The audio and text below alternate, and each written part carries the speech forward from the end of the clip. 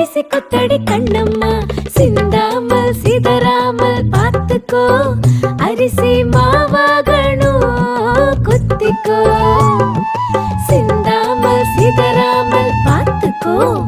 அரிசி மா